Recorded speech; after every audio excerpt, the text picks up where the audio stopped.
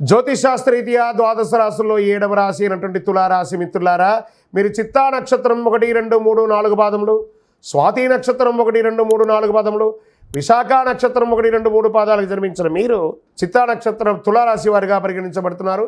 ఈ డిసెంబర్ 24 తులారాశి మిత్రులారా మీకు శుభాశుభ ఫలితాలు.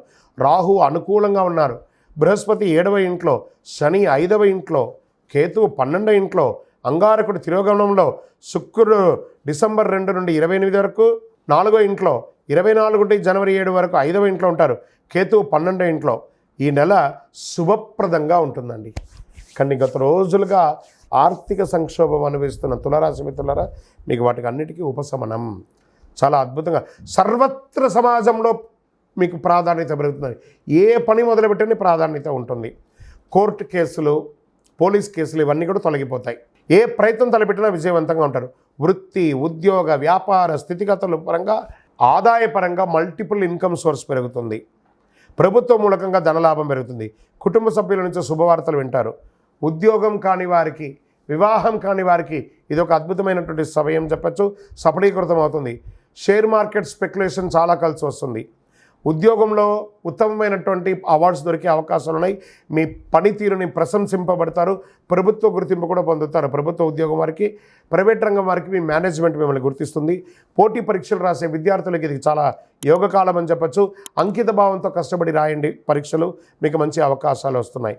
ఖర్చులు పెరిగినప్పటికీ, లావాదేవీలు పెరిగినప్పటికీ ఏదో రకంగా ఆర్థికంగా మీరు లబ్ధి పొందుతూ ఉంటారు. విలాసం కోసం ఖర్చు పెట్టేది కాస్త ఆపండి. కొన్ని రోజులు విలాసాలను పక్కన పెట్టి వృత్తిని గట్టిగా సాధించండి.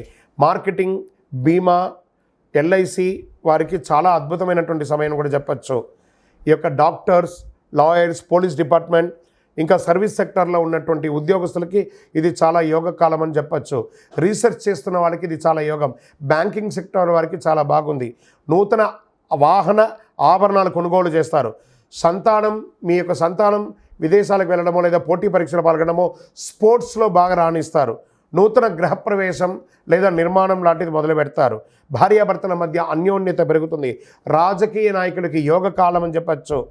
కానీ సమాజంలో తిరిగేటప్పుడు అహంకారంతో తిరగకండి, మొటికాయలు పడతాయి, జాగ్రత్త.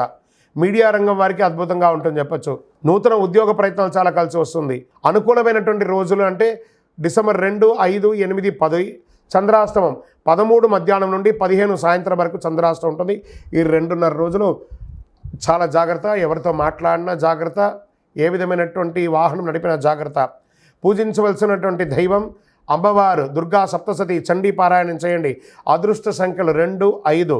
పరిహారం, అమ్మవారికి ఒక చండీ హోమం చేయండి, లేదా అమ్మవారిని దర్శనం చేసుకోండి, లేదా అమ్మవారికి దేవాలయంలో మీ వయస్సు ఎంత ఉందో అన్ని దీపాలు వెలిగించండి.